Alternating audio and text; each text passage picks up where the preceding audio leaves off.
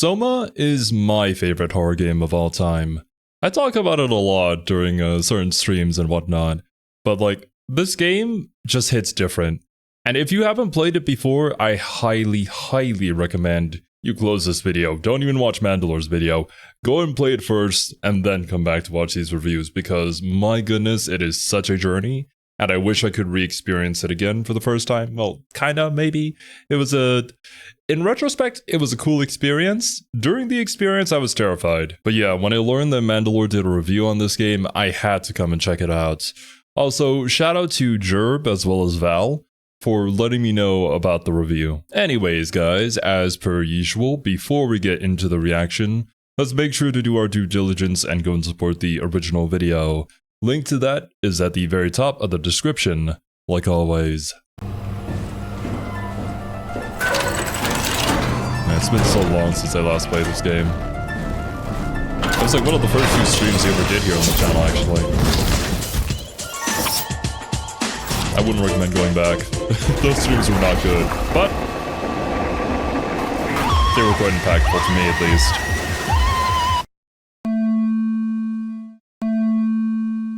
I'm back. Looking back, Frictional had a lot of success with Penumbra, but they had a smash hit on their hands with Amnesia: The Dark Descent. Yeah. It sold great, reviewed great, and some built empires off of it. Some are still around to this day, but many others are no longer with us. It turns out some people's brains were affected by Happy Wheels and Minecraft, in the same kind of way you could say architecture was affected by Attila the Hun. Well, that's not the full story, but that doesn't matter. They're excellent. YouTube was such a different landscape back then, wasn't it? And the way the algorithm worked also promoted those kind of like LOL Let's Play videos way more than they do nowadays. If you're trying to make it big doing Let's Plays here on YouTube, good luck. But honestly, I kind of miss that content. Yeah, I guess times change. Games, still fun today. And then Machine for Pigs came out. And yeah. I don't want to get too far into it again, but it had great writing. That review. At the cost of the inventory and easier puzzles, easier monster encounters, the actual game part felt like an afterthought, even if it wasn't the intention. Anyways, while the Chinese room was releasing this, Frictional was working on their next game. It was going to be similar to Amnesia, but there would be some key differences, like no inventory and easier monster encounters and here we go again. Right? Well, where Crankhog Heaven was rightfully controversial, that didn't happen as much this time. If anything, it seemed like everyone loved SOMA. To this day, how did that happen? I thought it'd be fun to go over why that could be. Especially since the game was updated while finishing the video, with an ARG likely leading to Frictional's next game, and maybe in the same setting, but I'll get into that much later. Anyways, this is one of those games that I replay every few years, and every time I find new stuff. But this was the first time I'd played the game back to back, making multiple choices, really combing through things and taking my time. But even going back just to get a specific clip of something or B-roll, I was still finding new things to appreciate. What I find interesting is, yeah, most are story related, but a lot of these discoveries have a different approach than Machine for Pigs. That was mainly unpacking writing or things on display. And don't get me wrong, SOMA has tons of that as well. But in Animal Farm and the Everclear machine, there was barely any world interactivity. Most drawers were locked, and open ones meant finding nothing, or maybe a note, or a pig mask. We are all the pig, after all. And of course, you can't forget the drawer of teeth. My point is, interesting object interactivity felt like an exception and not the norm. Like, most times you picked up an object, it was because you were carrying it for a puzzle. It felt like something you were doing more because there was no longer an inventory and it was the only way to have puzzles in the game. Compared to the games that Frictional had made, there was way more interaction just for the sake of it. It wasn't like every random book or rock was plot essential or anything, but it was an extra layer of immersion. You were pulled into the world 100%. More with the extra interactivity, but it also let you investigate. One advantage of a game not made by 10 million people is it's a lot easier to put subtlety into the world. Some game writing being bad or clumsy is because it's the only way to get it across. Unless there's really tight control on the narratives, and the level, and the art, and the story is actually considered a very high priority, it's easy for things to slip through. Like if you're— Well, yeah, there requires a certain level of disbelief, suspension of disbelief, in order for these things to work out in a video game sometimes. And ultimately, the game is meant to be fun, right? If you're trying to go for ultra realism, it would usually lead to clunky game mechanics and things being kind of unbalanced, just like real life. Well, the way that Frictional crafted the Amnesia games, as well as the Penumbra games, it really did feel like they had this this unique charm to them, you know, this frictional charm to them. Kind of in the way where when you play a game and you can tell that the developers like their game, that they're putting a lot of attention to the details and making the world immersive because they have a story that they want to tell. Now, I'm not trying to throw any shade towards the Chinese room here, because I think they did make like a really good horror game actually after that, which was Still Wakes the Deep. Serby streamed that on their channel, and I've only heard great things about it from them, so clearly something went right there. It's just that maybe they weren't the right ones to be trying to emulate that frictional charm to the game. You're playing a game where you find what's obviously a fucking alien. Maybe the ice was supposed to be less transparent, but it doesn't matter now. The script has not caught up. What is that? Rosetta's an alien. What? What does that mean? It's nice. Oh man. I remember our Dead Space saga here on the channel. That was freaking hilarious, man. Nice, they remade the one that's still perfectly fine. So unless there's a lot of time and a lot of care for that kind of thing, there can easily be big slip-ups. To be fair, unless they're really, really bad, most people won't notice or even care, because they're playing for the game part. It is incredible to play something where everything is firing on all cylinders, but that takes a— Oh yeah, when you play something like that, where every single thing loops back into each other in this perfect circle of enjoyment, entertainment, and immersion, then you know that you've got a special game on your hands. Trying to think back on the experiences we've had here on the channel with a game like that. And obviously I could think of SOMA, which is probably what Mandalore is leading to here, as well as, let's see, Nier Automata, also Nier Replicant too. Although maybe a little less so. I almost want to throw Persona 4 Golden in there. However, there are some things that I feel like kind of trip up the experience, even though I would consider that like my personal favorite game. Ooh, Hollow Knight as well. I still haven't played Silksong yet. Maybe we'll get to it eventually someday. We'll see. Not really a platformer gamer, but that experience was still enjoyable, if not a little bit frustrating sometimes. A lot of time and talent if you're even aiming for that. A new Payday game probably shouldn't have the same narrative focus as a Baldur's Gate one. Like if they tried to make all that coherent, that'd be something. It kind of goes without saying, but preset expectations makes all of this way worse. If you make a sequel or spin-off and try to ramp up that area that was lacking, most of the fan base will be pissed if it comes at a cost of the other part. A lot of players might not want more narrative focus, or they're extremely invested in the story and setting and characters. Like, the owners have said it's canon, but if you try to bring up 76 in a Fallout discussion, people will usually laugh or be confused. Because 76 was obviously made as a multiplayer shoot badmen game. It uses the IP as a jumping off point for multiplayer silliness, and any story element that is compelling is doomed to either be self-contained or treated as semi-canon. Really, anyone or any kind. Oh no. Oh, why did you have to bring Homeworld 3 back into the discussion? Every now and then I'll get a comment on the Homeworld 3 reaction lamenting about how it was so bad. And yeah, it still holds true to this day. Why did they do this to Homeworld? Company can say, I own this is what happened. But the test of time is usually the best judge. This is not what Official happened media in my might mind. start memory holing or outright making fun of the bad one. Usually when it's in a state where reasonably they can't make that much more money from it, but there are always surprises. Anyways, what I'm getting at is that IPs come with baggage. There are things players expect, and it's risky to twist them too far. Okay, so make a completely new game, and no expectations are set.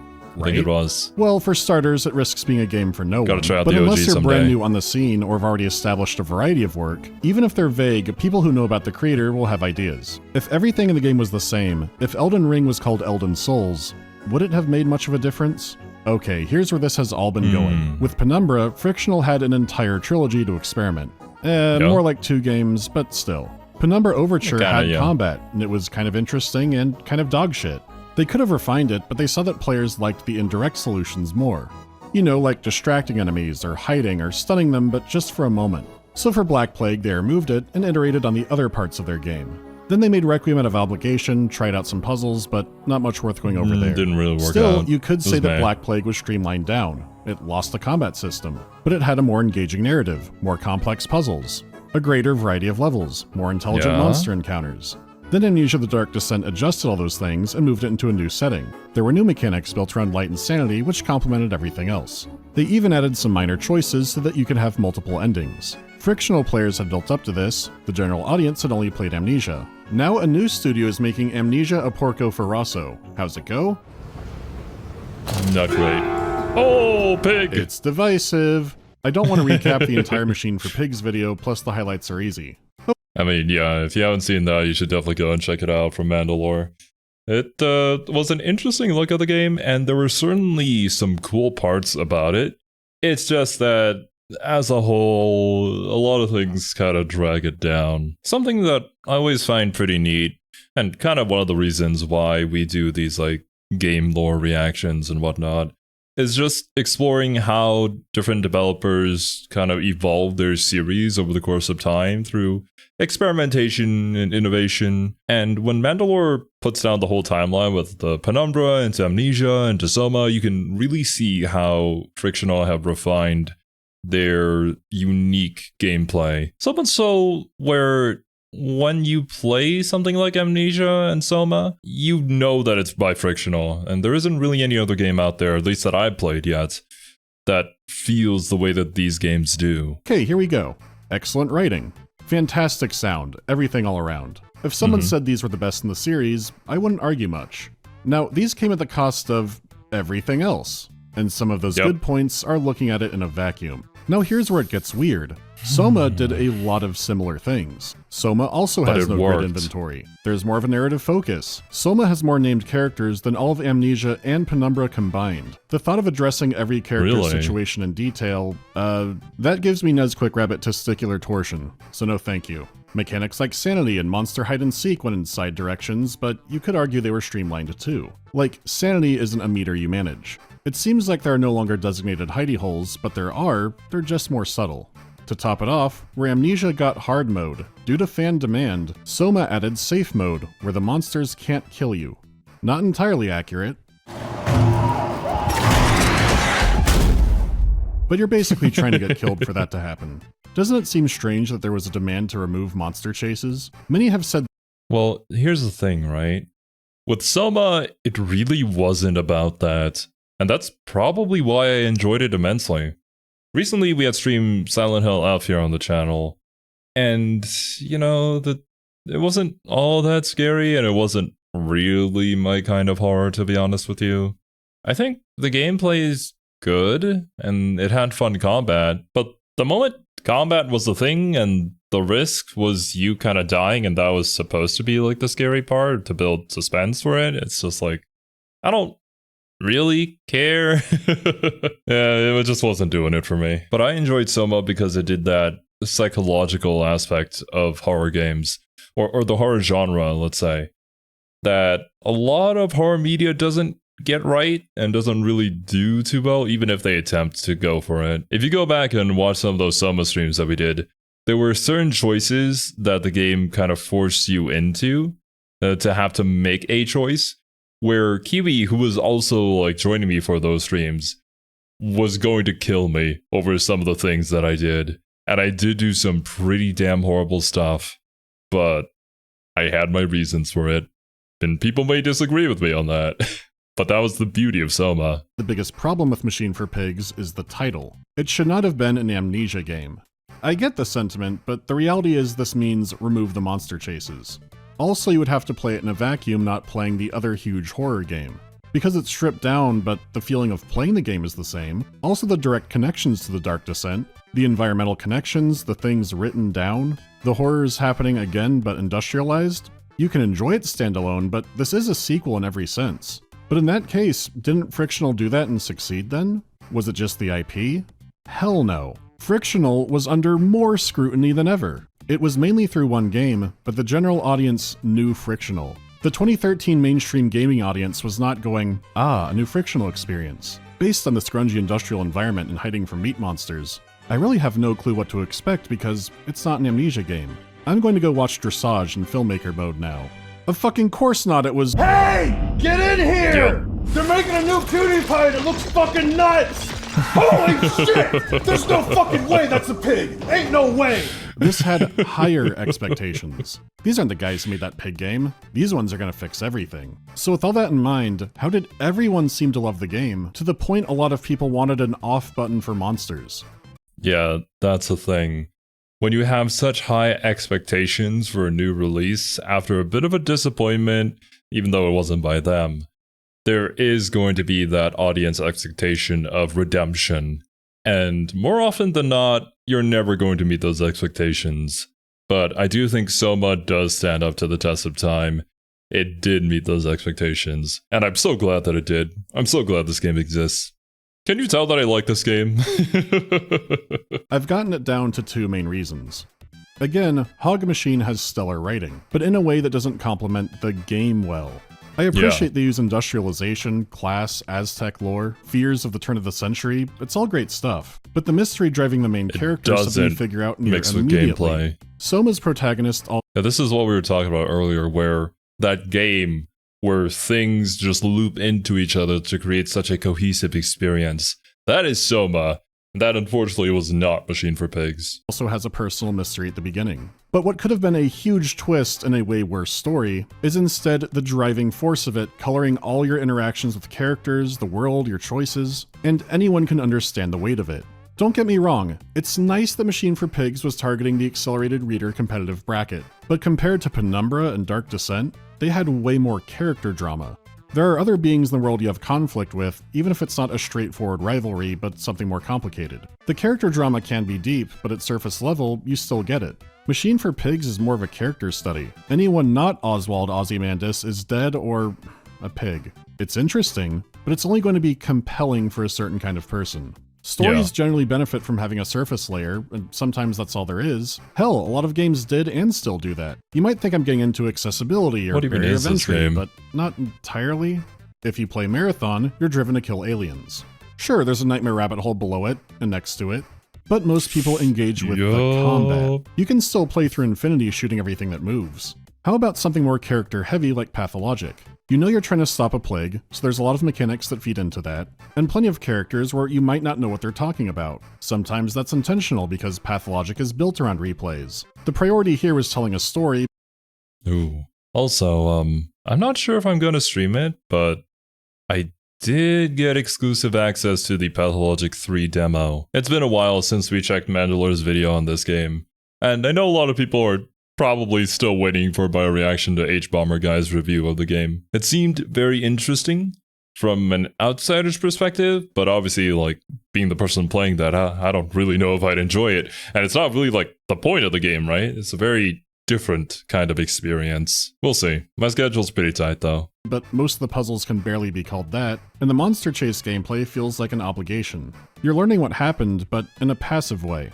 There's little danger in exploring for extra clues, and there aren't many extra clues, but it's mainly built around hearing more about somebody. Conversations in the moment are broken down to where are my children and stop it, and with yourself. Meanwhile, the deeper elements of SOMA can't be ignored. They're put in your face and in your way. You'll likely be pulled into exploring more and digging deeper, but even if you don't, the game still leaves you with big implications to think about. This all folds into point 2, which SOMA demonstrates extremely easily.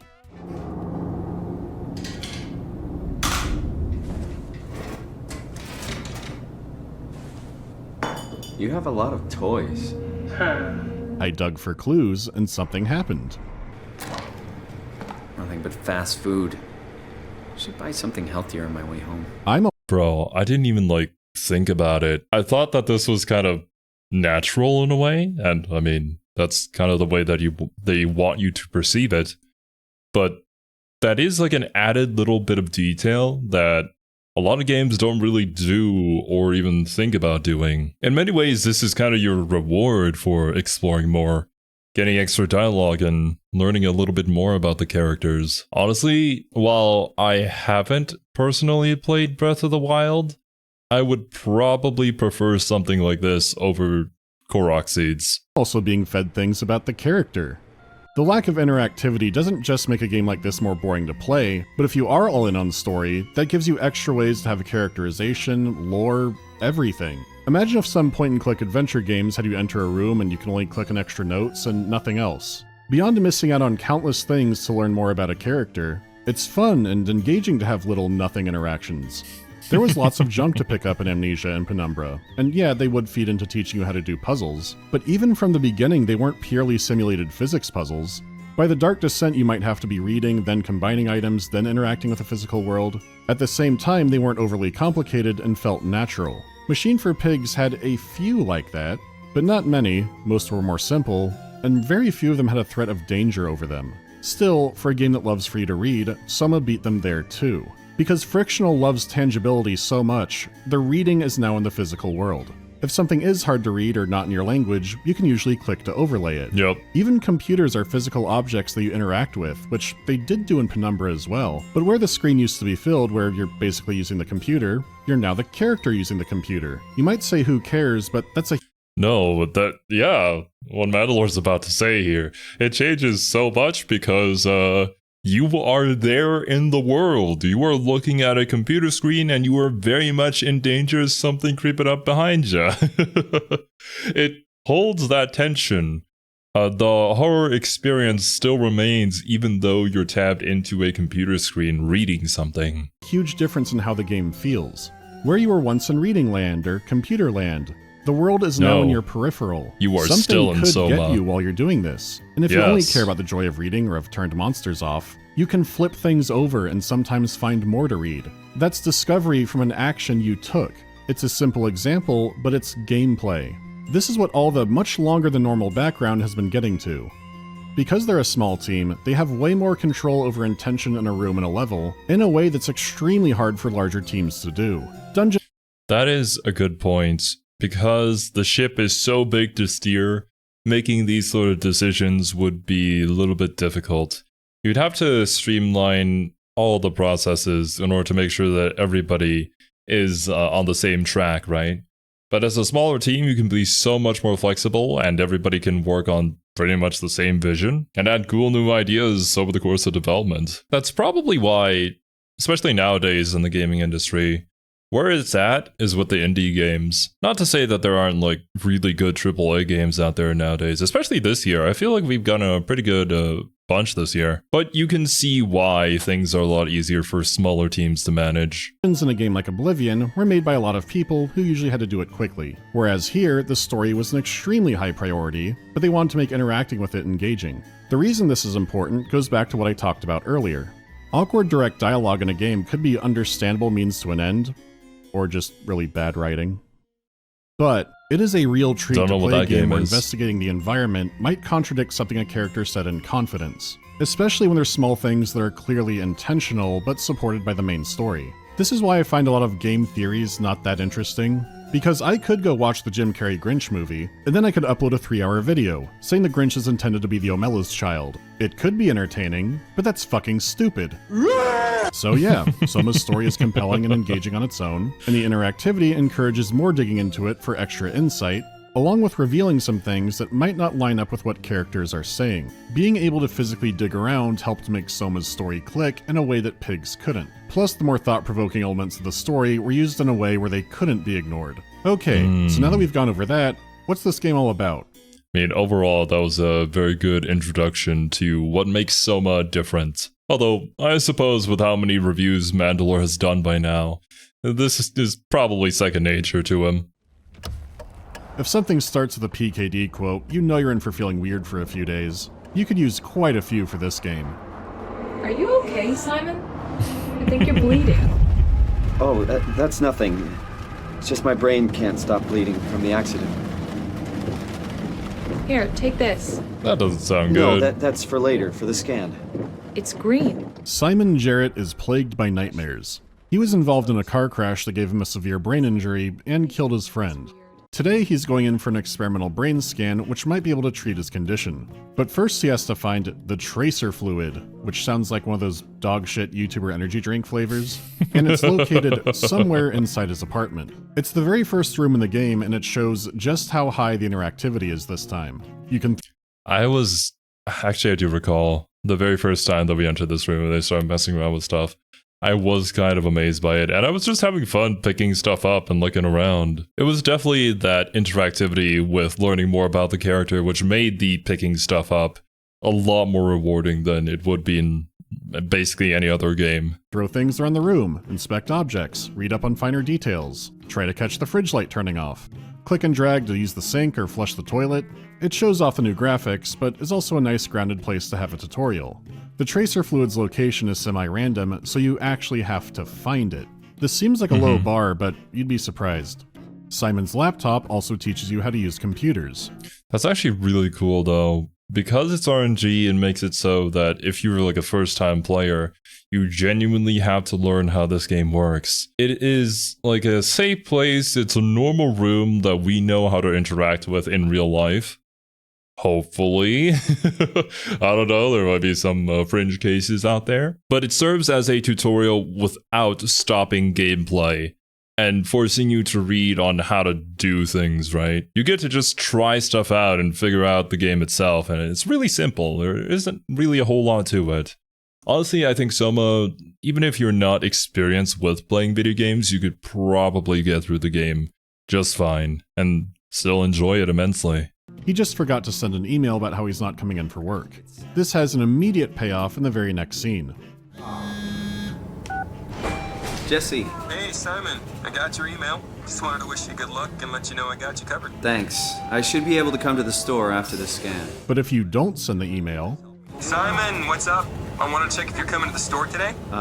Maybe later. I got the brain scan thing, remember? That's today! I knew you'd forget. I'm sorry. Just send me a mail next time. I need these things in writing, you know that. It's not just a tacked on line either, the entire tone and flow of the conversation changes. And that's if you decide to actually take the call. Again, very small, but it does show you'll have choice inside of this. If you really poke around the apartment, you can find all kinds of details.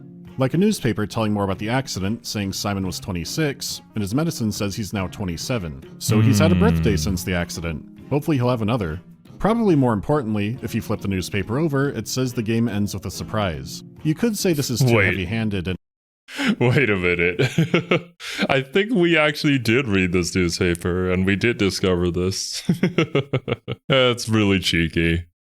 You'd be right. The real trick is at making you think it's the only piece of foreshadowing. The amount this room holds is kind of nuts, but when we get to that, I won't be going full Peppy Sylvia. It's all a lie. Stinking awful lie. You get to Dr. Munchie's clinic and it doesn't look fully set up. It looks more like condemned criminal origins. But the injury is terminal, so worth a shot. There's no receptionist, so you have to break your way into your own appointment. It's a weird setup, but the guy does seem legit. Oh, hi. Didn't hear you come in. Simon Jarrett, right? Dr. Munchie? Well, it's just Mr. Munchie, but I'm working on it. Actually, you're helping me right now. Oh Christ, it's a capstone project. That would explain everything. Well, he says he's gonna scan Simon's brain and create a model of it. That way they can run a bunch of treatment simulations on his scan and figure out how to heal his injury. If it does work, it might not only help Simon, but also revolutionize experimental medicine. If the model is good enough, treatments can be run on scans of patients and not the actual people. Mr. Munchie could be in for more than just a doctorate. All files in order. Will this hurt? It's just a scan. It'll hurt about as much as getting your picture taken. Indians thought cameras would steal their souls. That's so. Well. Oh. Wow. In hindsight, it's really cool to see like how much foreshadowing there was throughout this entire beginning section. But going into it blind, of course, you wouldn't know any of this. You'd maybe have an idea, obviously, if you were like experienced with media and games like this. But even if you did, the experience was still worth it. Let's hope they're wrong. Ready? Say cheese.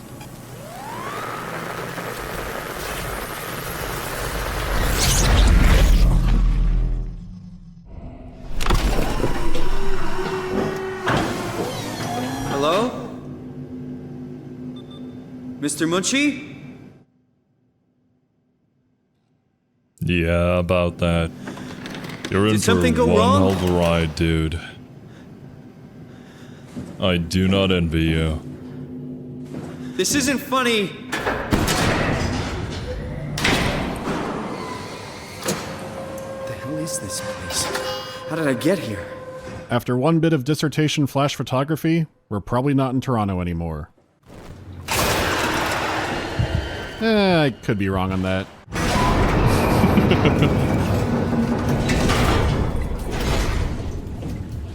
Ah, Simon's been raptured.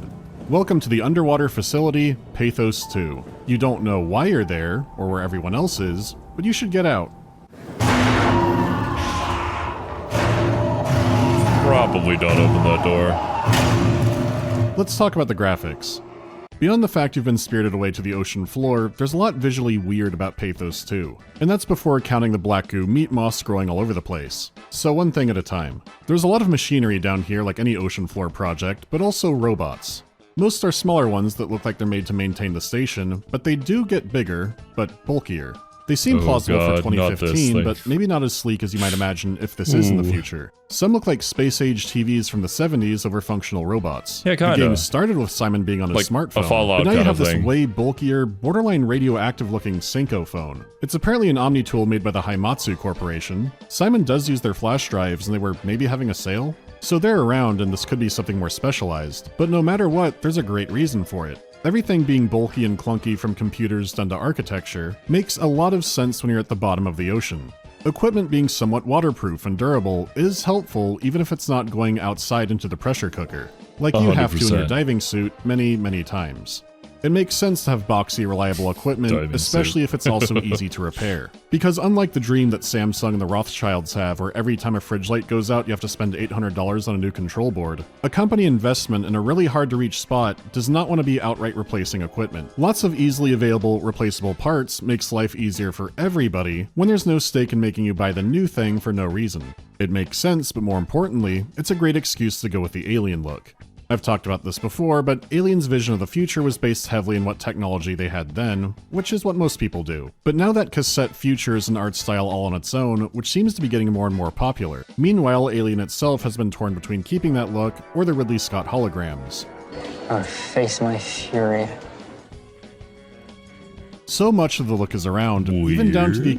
What was that? Was that, Alien Earth? I think that was another entry into the Alien series, but I've never checked it out. It's such a shame that Alien is moving away from this unique aesthetic that they kinda helped pioneer. Occasional kanji due to a powerful Japanese corporation. Though in this case, Pathos 2 is multinational, as there are other corporations involved like Carthage Industries. It seems different parts of the facility had different purposes and their own investors. It makes it a cool world to explore because visually it's something out of time and space already, and it's in some kind of crisis that's hard to comprehend. There's meat gel that looks a lot like the Shadow from Amnesia, but then there's also a black goo with strange tentacles and what appear to be giant barnacles. On occasion, both of it mixes together and you can barely tell what's happening. You go in a room to look for clues and poor Mr. Kafka is being own-zoned into an isopod. I don't know how to fix that.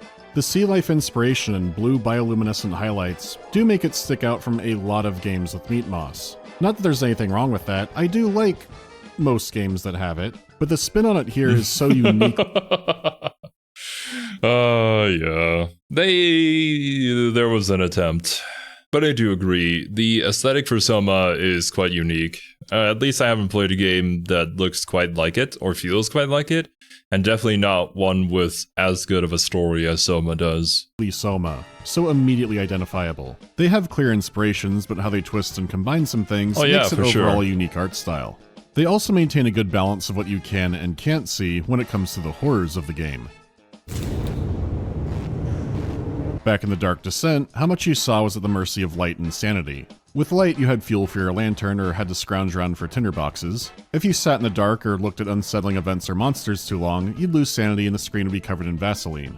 In Soma, Simon has access to a flashlight, but it has unlimited charge. And while your eyes look no longer like you're halfway through an Autobell visit, some of the unsettling events and monsters can cause a kind of electronic distortion effect. The reason for this has story context, which actually is very similar to Machine for Pigs, but it has advantages here that help it work better. Like their previous games, they make fantastic use of lighting, especially when they're using an underwater base setting. By using light, particles, and post-processing, some areas feel way murkier than others in a way that looks natural. I don't mind extreme depth of field if I'm supposed to be in the depth of an ocean, so sometimes cranking it up in that environment feels appropriate. Also, while you do have an unlimited flashlight, you only feel compelled to use it when it's actually dark. There are levels that are atmospheric and ominous that aren't just devoid of light. If you're looking for something or feel compelled to, yeah, you can just turn it on. But it doesn't feel like you need the flashlight to see what's happening most of the game. When it does get that dark, they know you're going to be reaching for it. So that area might have a reason you don't want to do that. Or an area is so oppressively dark and awful that you're... That's really good, because they already know for a fact that the player would want to do this because they've allowed for the player to choose whether they want to use it. The choice wasn't made for them. It is an option that you need to strategically use in case you don't want to get got, you know? But this will be interesting because I'm sure Mandalore probably has a lot more details about this game than what Kiwi and I were able to pick up during our first playthrough of it. Your flashlight barely makes a difference. You can only just see what's in front of you, making you feel powerless and exposed. You have the choice of whether you should or shouldn't use your light, but it's never, I can't use my light, or it might run out in here. Which is still a loss in one way, but did mean less compromises in another. If it got dark enough, Penumbra and Dark Descent had different flavors of bluish night vision. It was a lot more subtle in Amnesia, but if you ran out of light, you could still see directly in front of you, just badly. After all, you could run out of oil or tinder boxes, so they had to account for worst case scenarios. Most levels had good balances of lighting, where you would stock up for the really bad ones, but you had light Riddick eyes in the worst case scenario. Not anymore, you don't. If it's dark, it's dark. If you don't like it, turn on your flashlight and hope nothing gets you. The focus this time was on visual immersion. It's the same reason why you sometimes collect multiple items but don't have an inventory. I do prefer horror games with resource management, but I get why the game didn't have it this time, and with how tightly paced it most... I don't know. I don't think I played enough to really say that I have a preference. That being said, I am somebody who plays video games more so for the story, and hopefully if it has decent enough gameplay, I can kind of get through it if the story is just that good. So something like Soma was way more up my alley. Actually, once we finish Undertale, I did plan to play Resident Evil 7 and 8 with Survey, so we'll see how that experience goes. Maybe my opinion will change about the resource management horror games. Is, it easily could have made some parts worse. My biggest complaint is when you die the first time, or rather, when you don't. You still have to manage your health, which could be nice, except you can only do that by touching one of the undersea morphine fleshlights. You don't have any health kits, and you can't take one of these, on you anywhere, so you need to know where one is or go find one, and they're a one-time use. When most monsters get you, you don't die, you get back up after a few moments with severe injuries. That would be fine, but now your screen is covered in injury vision. The red does go away, but it gets extra blur, there's chromatic aberration, so unless you find one of those, you're playing the game covered in post-processing effects. I am thankful Frictional understood those effects are punishments. Wow, the screen is covered in blur and the game looks like shit. Something has to be wrong. No video game would want to look this way. Sometimes if a monster got you enough times in the Dark Descent, on reload it would just be gone. It added unpredictability to where monsters could be, but really it was to stop frustration. Soma wanted to give you a second chance for the same reasons, but I wish it had a please let me die mode. The checkpoints were already pretty fair and generous, and I'd rather just die and go back than see important story bits wearing beer goggles. We have safe mode. We could do hard mode again, just not for the reasons most people would want hard mode. Otherwise, it's a nice looking game. Creatures look distinct and weird, and there's a good variety of them. As for the audio, like every one of these games, it just seems to get better and better. Beyond how well they know how to place and layer effects, which they were already great. Especially the sound effects underwater. Wearing headphones playing this game is so damn immersive. And when you hear something swimming behind you, you know that it's there. It's even more impressive this time when it's such an exotic environment. Dealing with water sound effects and underwater effects that isn't just taking surface sounds and slapping a reverb on them is a lot of hard work to mix right and a pain in the ass to record. It's why so many games, especially older ones, are more like, hey, this is me making noise in a room. Hey, this is me making noise in a room. They did everything the hard way.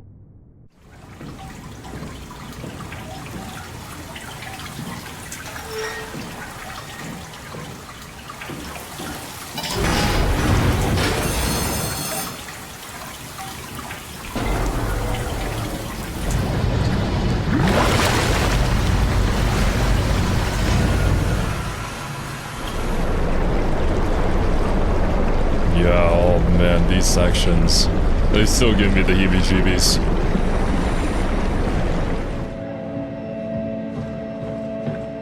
That's all just the environment you're in.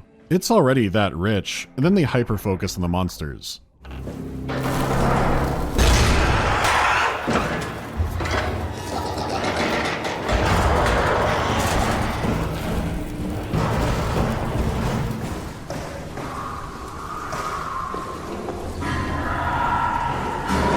What lovely noises. Yes, let's keep walking down the stairs. There are some that sneak up remarkably quietly on you, but often you hear them long before you see them. They're just as unique and weird as the setting they're in, and they sound appropriately alien. You could be in for the sounds of a fax machine catching fire, or a cat puking on itself.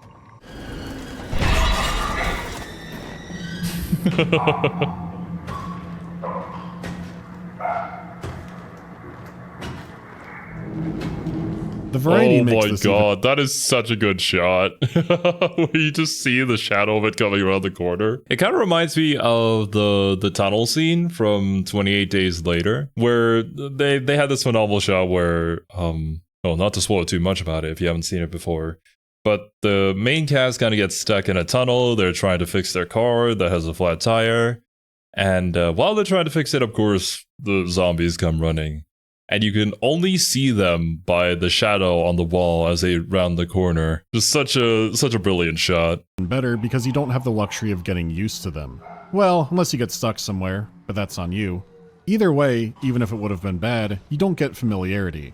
You're never sure what the next horror will be, and some are very brief possible encounters. There were some enemies I never ran into until my second playthrough back in 2015. You know, you thought the Abyss would be a nice day, and then... Oh shit, what the fuck was that? Well, it didn't hit me from range, I guess. As for the music... I don't think I ever ran into that one either. And that's a good point. All the monsters, well, because there's so many different ones, you don't really know where you're gonna run into next. I believe there are some sections where you do run into the same thing again, but they're so far and few between that there isn't really an expectation for that to happen. Whereas, while I was playing Silent Hill, while the monster designs were cool, there were only a few of them with like different variations to them, depending on which world you were in, basically. And I know that they're kind of there to be symbolic and whatnot, but it just didn't have the same impact like what SOMA did. For me, at least. I just ended up getting kind of used to them, and so they weren't as scary to me anymore. Music, it varies between blending into the background in a good atmospheric way, and also coming up to the front for the big story beats. It does so well at bouncing between haunting and beautiful, and the end credits is a perfect mix of both. Oh, yeah. Most of the game gives you tense electronic-themed tracks, which is appropriate. Some has some warbling that reminds me a bit of the Silent Hill dental drills.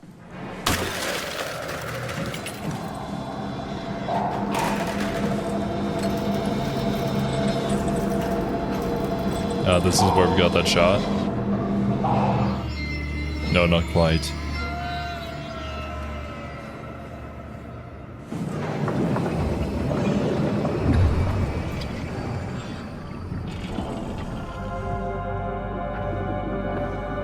Alright, let's find Omicron. Discovery.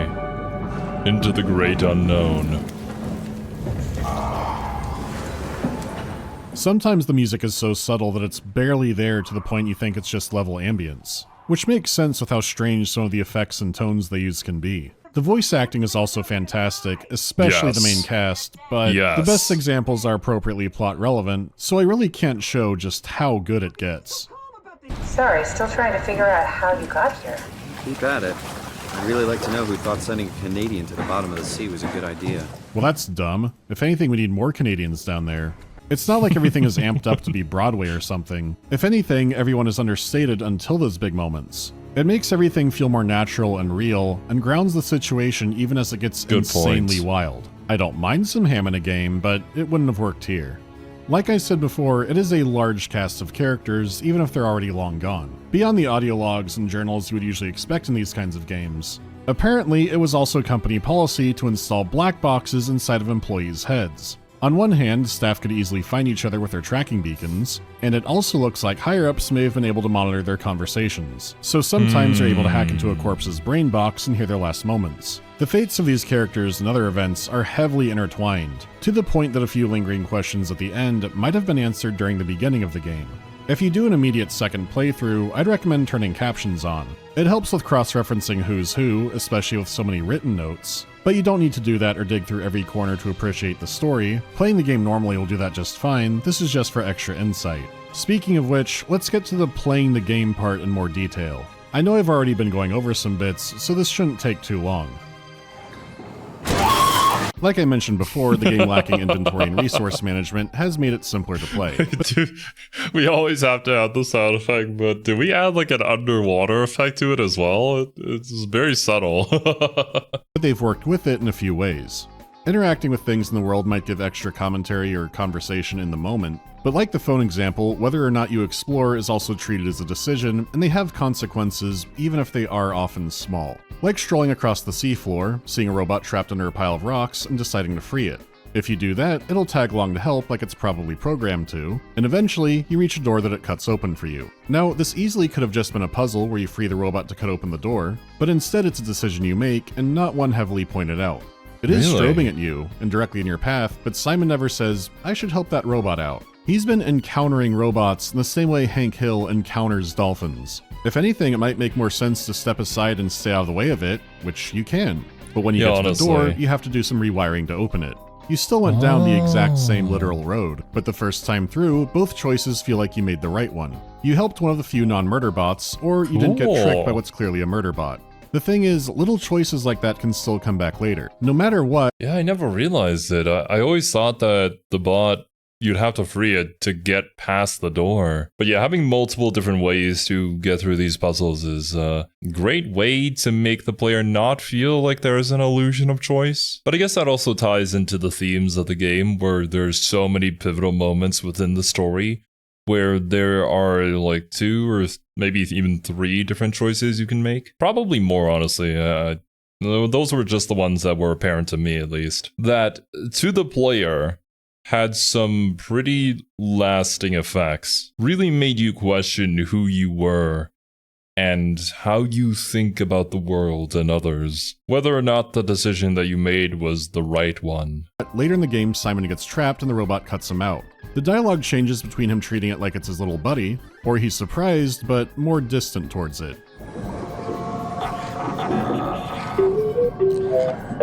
Oh, hey, little guy. Didn't expect to see you again.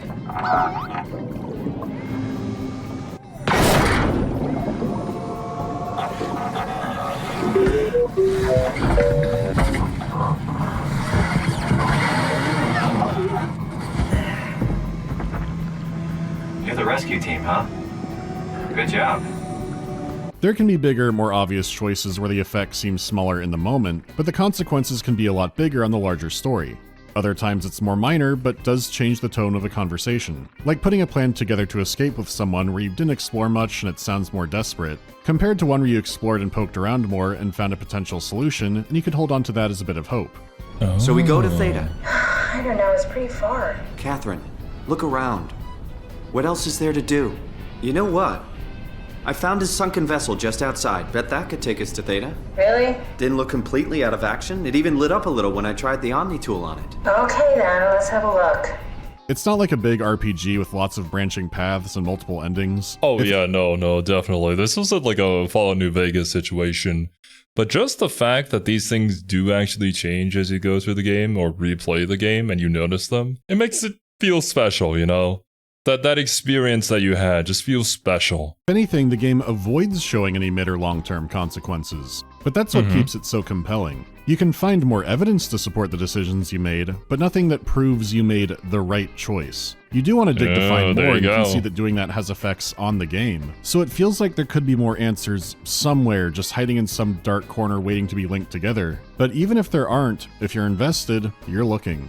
I guess that's what keeps that part so impressive, since I, and a lot of people, like seeing results in the game, you know, your choices affecting the world. SOMA does have that with more immediate consequences and conversations, but most of the time the changes are subtle things you would not notice on your first playthrough, and the choices that do have far-reaching consequences you never get to see play out. SOMA doesn't do this in a way where it feels like there is no answer, or never was one, but instead, you have to make the calls based on things you know or believe, which does put you in conflict with Simon sometimes.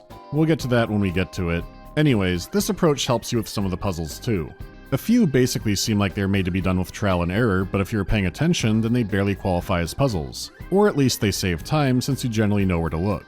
Others are math and logic puzzles, pretty light ones, nothing too tough. They're made in a way where someone could eventually brute force through them if they just don't get it. I don't think but you still have the classic puzzles. frictional physics puzzles, manipulating levers and doors or pipe flows. Sometimes someone just left the thing unplugged, and then you have the ever-reliable Ugandan key.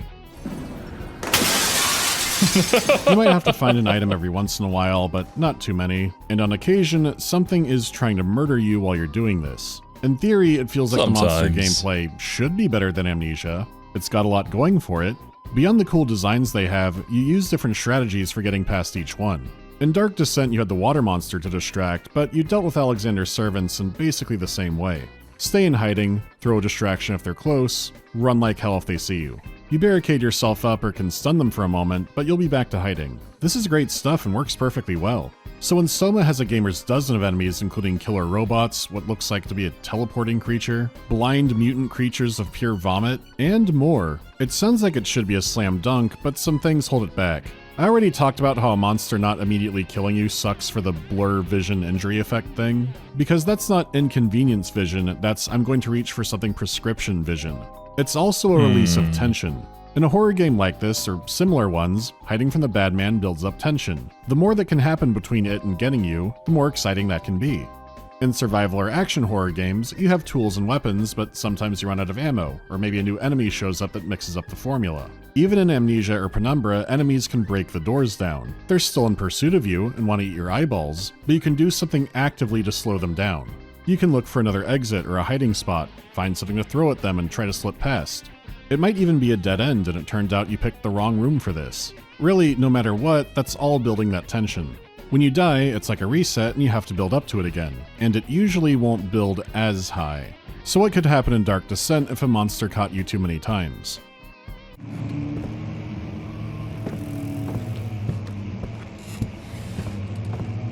Just nothing? Nothing happened! Yeah. He got you too many times, you're not going to be scared, let's just move on. It wasn't like this in every area, and it definitely shouldn't be like this for every horror game, but the reason that could happen at all was because Frictional understood that. It stops being scary and just gets annoying, so let's cut out the middleman and just give you an extra life, right? Well, I wonder what Mandalore's gonna argue here for SOMA, because I do understand that sort of logic where oftentimes when I play horror games and it becomes a little too difficult to get through certain sections or certain combat sections, it really does just lose all that horror. Even if the enemies are still there, like I just don't care anymore. I'm gonna brute force this. I'm gonna try as hard as I can to get past this section. It's a very fine line to ride between tension, horror, and just straight up frustration with a game that can really take you out of the experience. But is like doing nothing the answer? Because then there's nothing that happens from that. It's just, okay, just go. It is a good way for your player to at least get to the next section to build up that tension, but, well, a good way to guarantee that they do. But it doesn't provide the same experience that you kind of intended to have. It doesn't work great that way. The anticipation usually won't get back as high, but it is a reset, and that downtime is important for it. You have to walk back down to where the monster is, and you know it's waiting for you. You might also have a way to approach the area differently, but the monster could have also moved. So when you replace that with it knocks you down, you get back up, but if you see it again it'll kill you quickly because you're at low health, for most people I'd imagine that speeds up how fast it becomes annoying. You know, the fact you had a second chance and it walks over and slaps your shit again has to be some ego bruising for some people, but it's more the tension reset and then you're back where you were. You don't have that buildup anymore, and knowing you have a second chance inherently makes the monster less threatening. It's also not less threatening because of something you did, like you found a big health kit, or you found a nice weapon or a map showing there's another way around it. By all accounts you failed, the game just let you get back up in the same spot. SOMA is already pretty generous with where its autosaves are, and without resources you don't need to explore to find anything like you'd need later. So that also makes these sections less intense right off the bat. So a proper murder monster hard mode where you die when they get you could be fun and interesting. However, it still wouldn't fix SOMA's core problem there. It's easy to see how much they built the game around the narrative. The richness and detail, how small actions can lead to small outcomes. The monsters mainly just block that. If they're chasing you, but you can't throw doors in their face anymore. Well, you can, but they know how to open them right back up. And there are areas where you could have been more proactive. In one level, you can lock or unlock rooms, but the tuberculosis gremlin is around. This seems like a perfect set. Okay. I think I'm starting to understand like where my confusion is with Mandalore's issues with the game. I think that was because this was like one of the first few horror games that I had played at the time. And I don't think we had too many issues when we ran into monsters and kept dying over and over again. So it was like very deep into the game before I realized that it didn't really matter if the monsters got me, because I was still feeling the tension regardless of that. That was probably due to my own personal immersion into the game as well as the narrative that helped me with that. But in hindsight, I can see what he's saying here. I do recall that in this section in particular, I was kind of terrified, not gonna lie, bros. And I was kind of hiding in one particular room, waiting for this monster to go around the corner so I could get out, but it never left. It would just keep walking back and forth, and I was shitting myself. I don't think I had realized yet that it didn't really matter too much if I got. Set up, and with the right timing, you can lock him into a room. Except he can get out, and he does it by randomly spawning someplace else. It buys you time to explore around and learn more, but it doesn't feel that intertwined with the game. Like you could still trap him but hear him howling and thrashing around. Then it stops and you hear muffled gurgling and thudding in the vents like he found a way out. Or you hear him slamming against the door over and over. You hear it straining, or maybe he's pulling it up against the motors. Compared to the game as is, no matter what, he gets out and it's just temporary. But one feels a lot more immersive and intended as a solution. With how much attention to detail SOMA has, this is weird because it feels like an obvious solution, but playing the game it comes across more like you're breaking it. Like really you should be running away and finding a corner to hide in, and you're thinking too hard about this. Which feels crazy when the game has this much importance on attention to detail, and this feels like this should be the solution. It's a huge, obvious problem to your progress, but instead you should just run and hide as always. So the section could come across as annoying in a way that it feels like it shouldn't have. Ultimately, the real problem is that SOMA's story is almost too interesting. The horror that sticks with you won't be the meatmen stuff. That's a crazy thing, man. SOMA's problem is that the story is too interesting. I think that's probably a good problem to have. Much better than the story being uninteresting or just downright turning you off from the game. But that's also probably why we set up the intro with that talk about, you know, games having to make some adjustments here and there in order for the story to work out. And to what degree do you do that? How much do you want to focus on the story, even if it may be a detriment to the gameplay? Which is why it makes sense why we have the save mode. Just remove the thing that caused the issues with the story, and people can just enjoy it for what it's meant to be. Or well, not necessarily meant to be, but they can enjoy it without any of the hiccups. Walking the halls. But the sections almost seem too simple for the game. There are puzzles in your way too, but they're brief and don't really have a fail state. These sections could have used more independent thinking and solutions that led to different small stakes outcomes like we've seen before. A lot are nicely paced, but some drag on to where they could have been shorter without losing too much. It almost seems like they're blocking you from playing the game, when a lot of people would have bought this to be chased by monsters. It's a good way to tell just how nicely the writing went over, but I guess we should get into that story. As you might have guessed, there's not much more I could say without spoilers. It's absolutely worth a playthrough, it'll be linked in the pinned comment, but if you want to stick around and don't want spoilers, go to here. Okay, let's go back to the start of Pathos 2. When Simon first wakes up, he's on the robot wild ride for a while. Some are walking monsters trying to kill him, others just seem confused or delusional. Sometimes strange sounds or voices come out of machinery that don't even appear to be robots.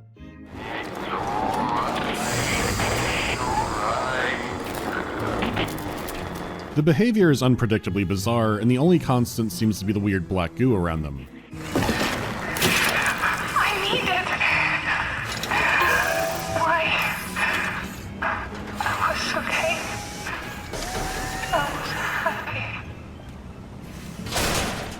the most confusing is Carl. What are you? Are you blind? It's me. Carl. Carl Simke. Wrangler?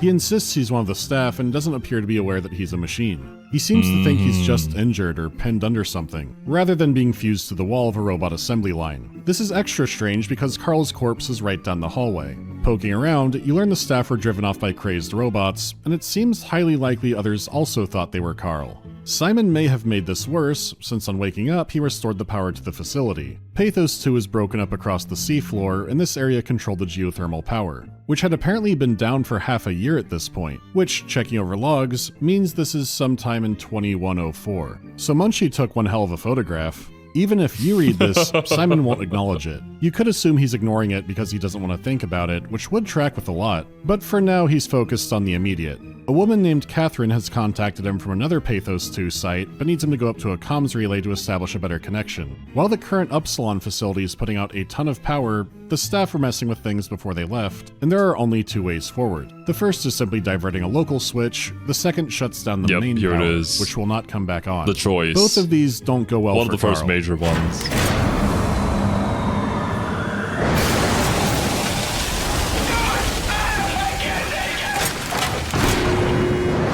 The other option just kills him, so his fate is either to be marved forever or just be dead. Either way, you make it past to make contact, and the woman is named Catherine. Appropriately, they're both confused because he doesn't know why he's here, and she doesn't know why he doesn't know why he's here. It's a perfect storm of crossed wires.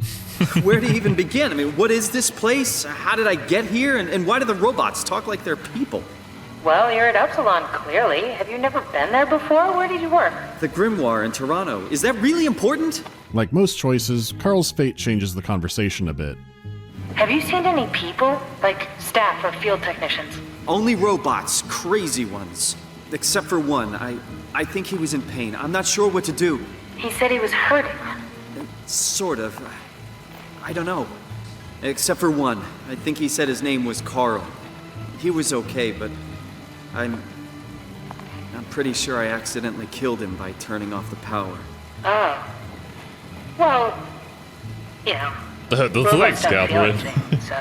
It's an early choice that establishes a lot of the game. There's no doubt, it's not Carl. His body's right over there. You can even hack into his black box to hear the exact moment he died. Unless this robot thinks it's him, insists it's him, and feels pain. Giving him the Zibbity Zap is the easier option, more conveniently located, and it keeps the power running in the main area. Good point. Forgot to mention that the options where you kind of just get rid of them are usually the easiest one. The ones where you try to keep them alive is where you need to do a little more thinking and thonking. But depending on the kind of person that you are, you may be more willing to go the extra mile to make sure that as many people survive as possible. But then later on in the game, you get to those choices where it's like, is it right for them to survive? Is that the good thing? Are they going to be happy being alive? Would it be better if they were dead? Yeah. Oh, and by the way, this game was another one of those games that Serbia recommended I play. Every single one that Serbia has recommended so far has given me an existential crisis. This is not different at all. You had one of the murder bots locked out behind you, so cutting the main power lets that back in as well. So there is some game consequence, but it's really the thought of the situation that makes it trickier. Permanently breaking a power plant you just reactivated also could have far-reaching consequences, especially as you're just beginning to unpack the situation, which is that a comet impacted the Earth's surface a year ago, probably wiping out all human life except for the ones down here, who look to be either getting murdered or reincarnated into Aunt Fanny. And as a crack in the comms relay begins to flood in, we get the obvious out of the way. Oh man, Robots was a movie. How is this possible? This is insane! And then Simon was a robot, except instead of being revealed far into the game, it happens near immediately. Very early. He may not be one of the sludged up Dinobots running around, but he's still someone who woke up. Like for any other game, that would be the big twist at the end, right? Like, oh, you were a robot this entire time, but no. It clearly establishes that early on, so then you're like, but wait, then what happens next? I guess we just escape, but like, are we even who we are?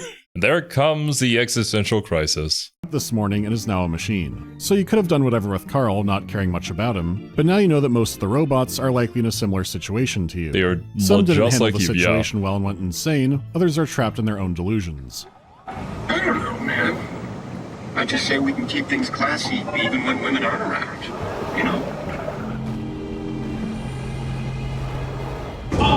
Welcome to Simon's circus of fun, friendship, and epistemology, where the souls are made up or might be Xeroxed. Also, the fish ain't looking so good either. Like I said before, in a worse game, that robot reveal might have been the end. Instead, it's something Simon has to grapple with, and his questions about it just become more existential as the game goes on. Like, finally getting to Catherine isn't much of a surprise either.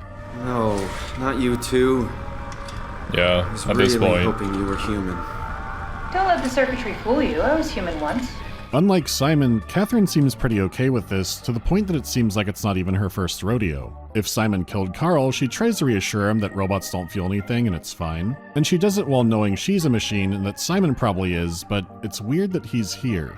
Some jobs in the future— Well, it makes sense, especially with the ending, which I don't know if we're going to cover here. But the way that she thinks about that too, and in contrast to Simon and the way that he reacts to that particular ending, it would be difficult to distance yourself from yourself, essentially, to that sort of degree, unless if you are already pretty experienced. Or honestly, this version of Catherine that we're talking to may have been several times copied over. I don't recall exactly if you ever learned like when Catherine perished. I'm sure that we do, but it's been a while since I played. Have what I'd call advanced telecommuting. The chair Simon woke up in was similar to Munchie's, but it's now been commercialized. These are pilot seats, which on Pathos 2 allowed staff to control robots directly, a combination between operating a drone and playing a VR game. Except that shortly after the comet, operating a pilot seat made staff members feel sick because something was spiking the EM fields in them during use. This went on for months until they put a hold on using it, and then the robot copies began showing up, along with other horrors that go beyond someone being copied. Yeah. Hey, are you good? Don't hurt me! Can I help? It won't let me die. Nothing is allowed to die. Simon's not a crazy monster, but he's also not someone new from the staff. Catherine has seen the situation break down from the beginning, but Simon is a new anomaly. She's already well aware she's a copy, but her machine body is destroyed. Simon being a living diving suit who's sane makes him essential for getting anything done. It already shows the human mind tries to compensate for what's happening, so Catherine tries to fill him in on things piecemeal, but it can't always be honest. Even when she has to be direct on things, she still tries to rein him in from despair. Don't take this the wrong way, but I meant any humans left except for me. Have you looked at yourself lately? You're a walking, talking diving suit with some electronics slapped on for good measure. I don't. You don't want to think about it? We'll start thinking about it. I don't want to do this anymore. I don't want to be this. I want out. Before you do anything hasty, could you help me with something? What? She's seen a lot of people bite it already, but these are desperate times. Yeah, makes total sense with the way our character interacts with us, and how Simon interacts with us, because he basically just woke up and this is him and he doesn't know anything about it, and so his human mind is trying to grasp it, even though he's not human anymore, technically speaking, depending on whether or not you believe that there's a soul inside of that suit. But it's just fascinating to think about with like how the brain works. Like, I guess the circuitry within the robot that Simon is kind of piloting is firing off in the same way that a human brain would? Or is it just tied to a human soul? And I did question stuff about the soul and whatnot in different videos before, and people were like, Zero, the mad scientist, questioning whether or not the soul is like a thing, and I should be based in the sciences and not in any of that. But yeah, there were a few arguments back where it's like, he's a mad scientist, of course he would. Of course I would consider this to be a potential thing that I could use to help conquer the world. You never know. To any actually arguments like that, I will say that I am much more mad that I am scientist.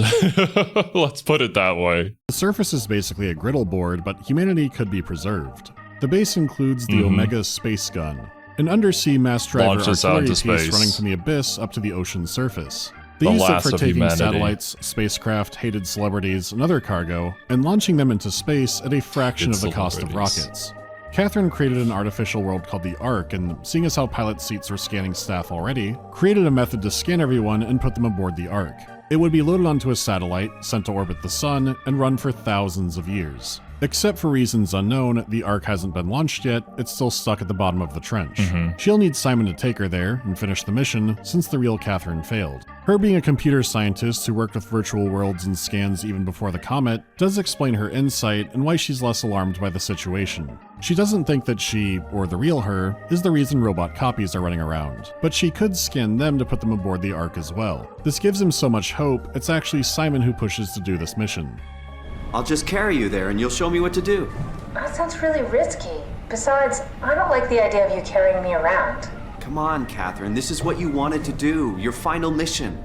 Let's launch the Ark. Yeah, let's launch the Ark. You transfer Catherine from a robot into a Nokia, and you're good to go. From here you explore the seafloor, jumping around from pieces of wreckage to parts of the station, all to put the rest of mankind on an Ultima Online server. Now, I'm sure you already see some holes in this, but Catherine fills in more as you go along the adventure. The black goo, and all the robots and creatures, are caused by the Warden unit, or the WoW. The WoW is Pathos 2's resident AI, and a fairly recent one. It was made to handle climate control, life support, basically admin tasks. It was expanded across the base about a year before the comet hit, and after it hit, it performed well until it didn't. It only seems to get more off the range with each passing day, copying people into robots or fusing corpses with machinery. It does all this with a substance called structure gel, which is a conductive, programmable, signal, medium, fuel, nanite. It's Magic Kojima paste that takes this to that, and the WoW controls it with electromagnetic radiation. All the monsters and mutants are a result of structure gel, but they're not an attack by WoW. If anything, most characters seem to think that WoW doesn't know what it's doing. Like, Simon disrupting its activities shouldn't make it act defensively or anything. So we just made a powerful enemy. No, it's not like that. The AI isn't a persona. It doesn't feel or think like we do. It's more like a cancer. This also means that beyond all the creatures, Simon himself is a product of WoW, which Catherine only has theories on. Why do you think the WoW brought me here? The WoW had a range of assignments, but they all sprung from one single idea: preserve humanity. When the comet hit the Earth, killing everything, leaving a fraction of humanity left alive, that's exactly what it's doing. The WoW started to compensate. It's restoring humanity. I think so, but I don't think we share its definition of human. Or life, for that matter. This is what makes the WoW so interesting. It doesn't hate humanity like Shodan or Am does. It's trying to save the human race, but it doesn't seem to understand what that means. It could be bringing corpses back. Do we understand what that means? When you get really down to it, like, what makes us us? Because technically speaking, these people are alive. They're not really, like, functioning a way that we would normally do, but they're still able to exist as quote-unquote human. To life, putting a human mind inside of a robot, putting a human mind inside of a door. In fact, Catherine's breakthrough on the Ark came from finding a device that WoW had made. Structure gel can increase machine efficiency and capability. It copied something Catherine made for simulations and altered it so entire human minds could work inside of it. But structure gel can also mutate wildlife or change how things function. The WoW barnacles heal Simon because they're basically pumping him back full of gel. A few robots are also aware that they need the gel. Where you find corpses, you often find the WoW reaching in too, trying to save its creators. Which is sweet in a terrifying, psychotic way. Really, many choices boil down to let this thing die, or let WoW continue whatever it's doing. After all, it brought back Simon. If you check that computer, there's some choice keywords as well. Trauma, restore, life, concept, soul, dead, power. It's a lot of torture, but is WoW improving? Experimenting and seeing what sticks? It could be. The problem is assuming it can see what sticks. WoW might not even comprehend Simon as being a breakthrough. One keyword was power. Upsilon had 13 days left in the reserves. It could have just reanimated Simon hoping it'd turn the power back on, if it can even think that strategically. The most human thing WoW made could have been for the most robotic task and nothing else. If WoW did hate mankind or was going haywire, it would be more cut and dry. It's the fact that all signs point no. That would be much less interesting. Like, we already have plenty of sassy AI out there. AI overlords who hate humanity for one reason or another. And this story wasn't really about that. It is much more so about a story that makes you think, critically think about who you are and how you perceive the world, even like how you perceive reality. Trying to save humanity just in the worst way possible that keeps it such a dilemma. Because there are characters who think they know or at least have good guesses of how WoW works, but the more you dig into it, the more it seems like there's a strong chance no one knows what the hell this thing is. No matter what, the ongoing disaster isn't entirely WoW's fault. The Catherine you're with seems to be a scan the original Catherine took for the Ark. The idea of transferring out of Abyss Doom to thousands of years of virtual paradise was nice for the entire remaining Pathos 2 staff. Except Catherine scans and uploads copies to the Ark. It's not transference. But an idea started that you could transfer if you kill yourself. Did you know that the human body consists of up to 75 trillion individual cells? They typically don't stay with us till we die. It's crackpot, but no one in SOMA is operating at 100% brain capacity, except maybe Catherine. To be fair, if you're stuck down here for however long they've been here for all this time, I don't think really any human being could remain sane.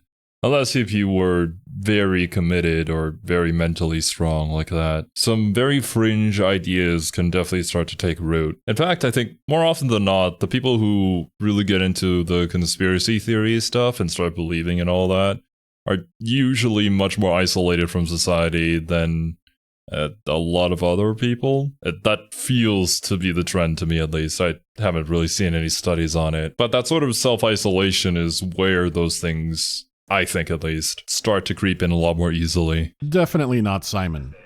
This is Mark Sarang, president of the chess club and promising Heaven's Gate perspective. Facing certain doom, he really liked the Ark, saying there's definitely a way to get aboard. His reasoning was since humans are made of trillions of cells, we're an entity that comes from the sum of our parts. So if we're being transferred into the Ark, and you die right then, your consciousness will then transfer over into the Ark. Sure. It seems like bullshit, but he believes it, and his copy would believe it. Catherine's Ark scans were eventually put on hold because so many people kept killing themselves trying to preserve the continuity. Mark Sarang was important. In fact, he oversaw WoW being installed across the facility. Mainly so that Dr. Johann Ross could study it. Also, one Julia Dahl can kill anyone who tries to stop this. So he was publicly and secretly powerful, to the point that people following his example doesn't seem too far-fetched. Plus, I'm not sure if it took notice, but I'm sure multiple people offing themselves wasn't making the WoW behave any better. There was a bit of an extra wild card in this, where a man was eating structure gel, becoming a goop man who wanted to add more into his new race. Which is where the Halls of Meat come in, but it becomes unclear how independently he was acting.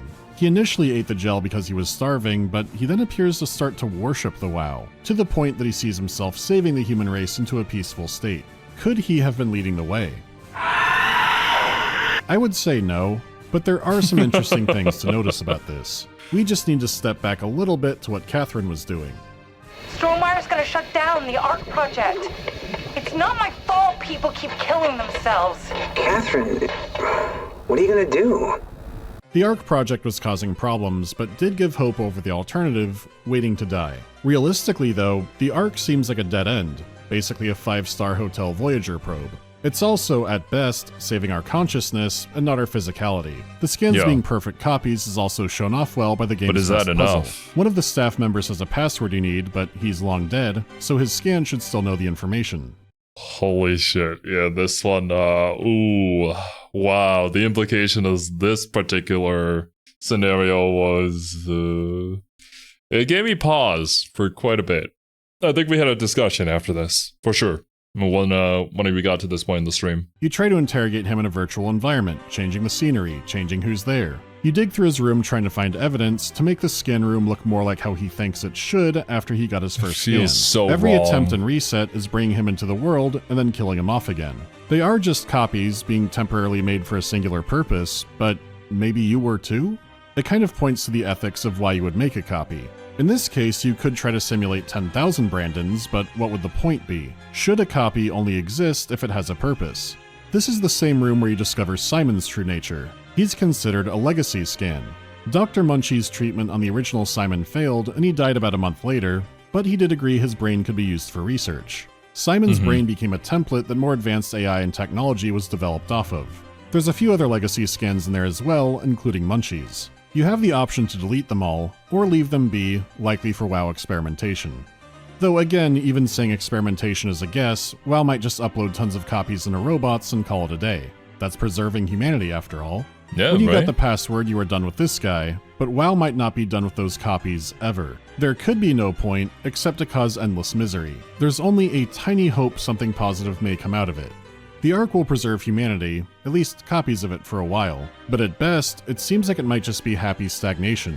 It might— This is why we had to set up the AI to not be purely evil, to make us really question whether the thing that we're doing is correct or not. And ultimately, there isn't really a correct option. It's more so just make a decision and live with the consequences, just like so many things in life. Hence the psychological horror of this game being done so well. I think while we were playing this game, there were definitely nights where I couldn't get to sleep because I was still thinking of whether or not I did the right thing, and even a little bit horrified of the things that I chose to do. Not be the worst fate in the world, certainly this one, but it does mean giving up the Earth and physical reality entirely. WoW might fix that, but its chances are even slimmer than he might have already thought. Simon is not pure machine, he's basically a robot brain and cameras stuck onto a headless corpse. Even if this is a solution the AI understands is a solution, that's a limited resource. Simon's corpse used to be a woman named Imogen Reed, and when you die, you see his memories mixed with hers, and possibly WoW's. So this solution is already a casserole. Well, the meat tunnels look to be networked somehow. The bodies in it aren't captioned in-game, but they do talk.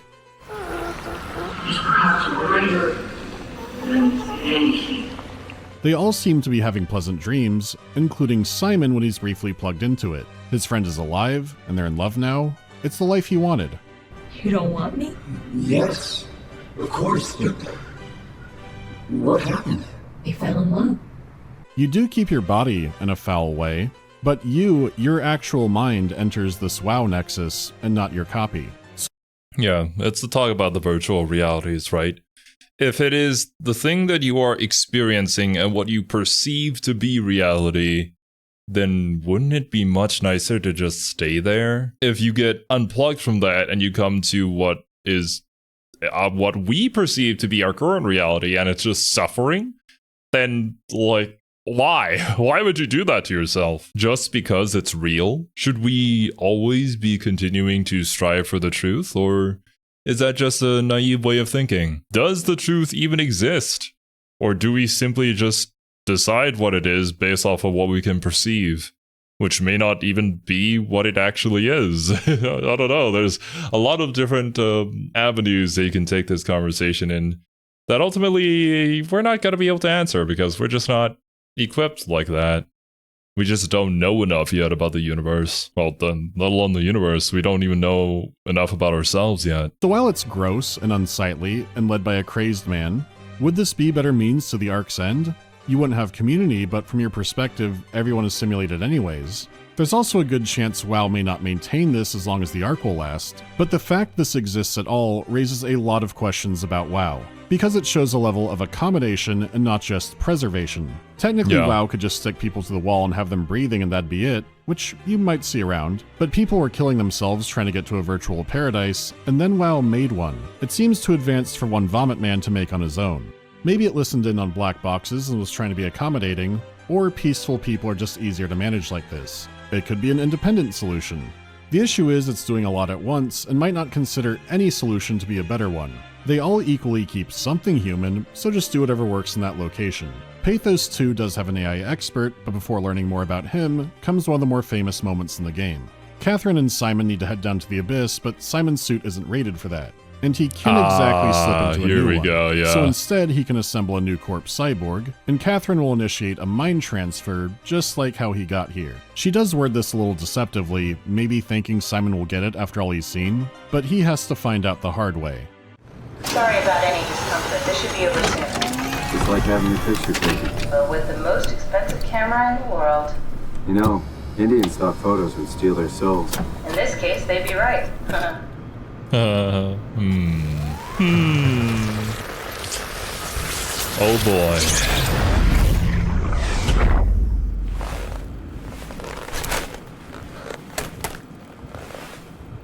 There must be something wrong. Get your something? And then we have to leave. What was that? No, it just... Why was it still talking?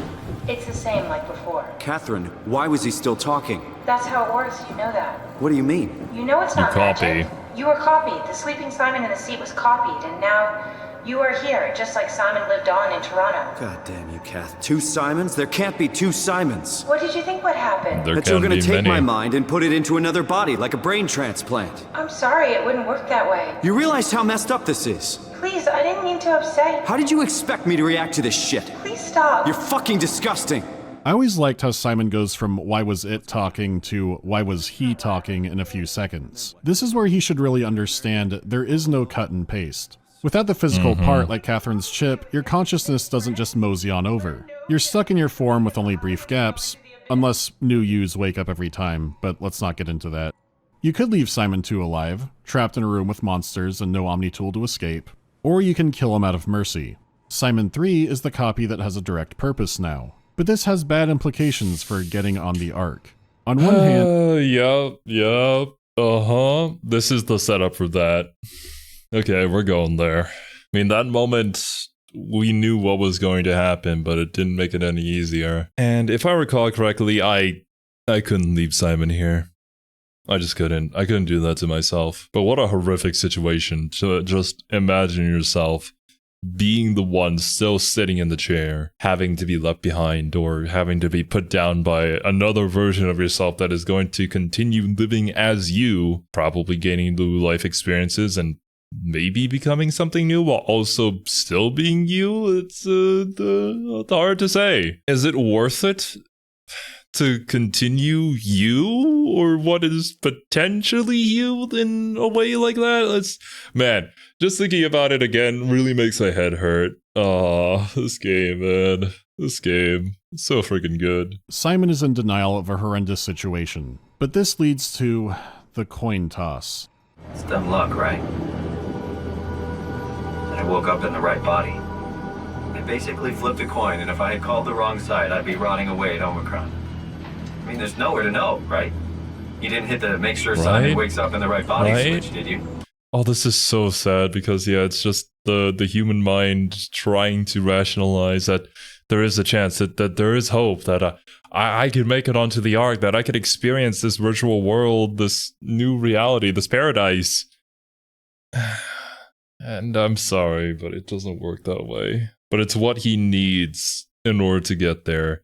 He needs this, or else he ain't gonna even launch the Ark in the first place. Simon is also dumb, and I can prove it.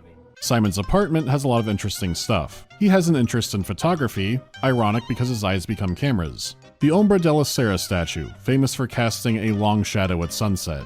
The end of Simon's life will lead to a long legacy. The big pizza in the fridge, foreshadowing his suit getting fatter to go into the abyss.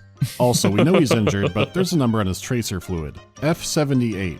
This is the International Classification of Disease Code for, and I quote, other intellectual disabilities. Him being brain damaged is important to the entire story. There is no coin flip. The man who owned this Funko Pop thing came up with that. See? It's not just us. You won the coin toss, champ. No, stop it.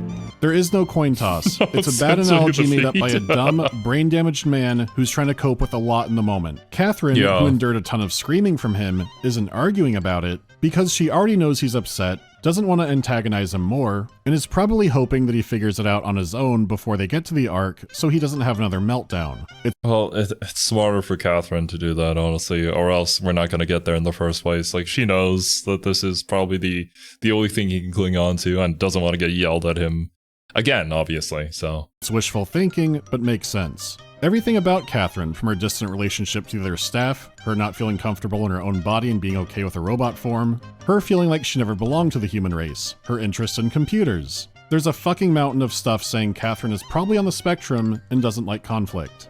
The game is just written in a smart way where it doesn't need to say that directly. If I copy a piece of paper, there's no coin flip chance the copy is actually the original. This is a man with brain damage trying to justify a situation to himself that Catherine quietly endures. We can only be thankful the game did not star an actual Disney adult.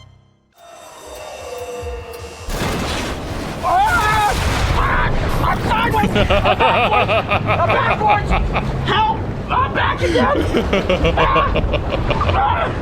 I think we can be thankful he doesn't spend 2 hours in the tunnels looking for hidden Mickeys, though what I'm doing isn't that far off. To be fair, Simon does grapple with what's happening often and existentially. Is he even able to go to heaven? If he does, will the other Simon already be there? How much purpose does any of this have? He is a human being who understands the implications, but he is intentionally written to be slow to catch up to a lot. The benefit there is that it keeps the story understandable to a general audience, but on the other side, it can make Simon extremely annoying, because at this point in the game, everything about transference is spelled out. Yeah.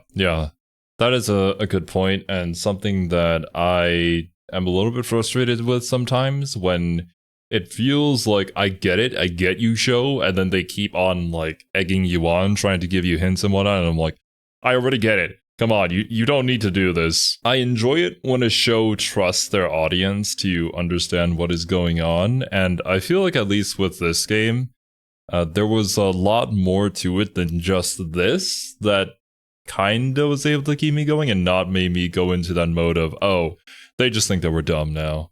Or our main character is just dumb and it's frustrating, at least in my opinion. But I can see on the flip side, like, yeah, you could also be in this sort of mind space, and I've been there before. Software copy is just that, a copy. To move something as itself requires that physicality. And it's understandable he's in denial, and his brain wasn't up to code in the first place, but it doesn't stop it from being so frustrating. Like, surely you learned about this in school or something. You say, I'll just make a copy for me and a friend. Then he'll make one and she'll make one, and where will it end? One leads to another, then 10, then more, and no one buys any discs from the store. So for multiple reasons, the man can't face reality, which leads to some frustrating circular conversations with Catherine. Plus his denial of abject reality means he's missed out on a lucrative career as an insurance adjuster for State Farm. Still, having the option to kill or spare Simon 2 always felt clear-cut to me. On the way into this room, you're chased by a monster who Catherine shuts the door on just in time. As Simon 3, you leave with Catherine in the Omni tool, which you use to open doors, including the way out. This door leads down to an ocean trench, which Simon 2 won't survive, and is the whole reason this process started. Simon 2 He's just is trapped until his doomed. battery dies, he kills himself, or something else kills him. Sure, there's the moral question of taking a life, but if Simon 2 got up right when the scan was done and tried to fight Simon 3, wouldn't killing Simon 3 be an obviously worse outcome? It seems like the moral choice is not to make copies in the first place. But once that door is open, the sanctity of life gets real cheap, real fast. Anyways, like anyone who goes to air fry up a corpse, there's some extra context. This is Omicron, Pathos 2's research lab. Many of the survivors were holding out in here, and it's also where research was done on WoW's structure gel.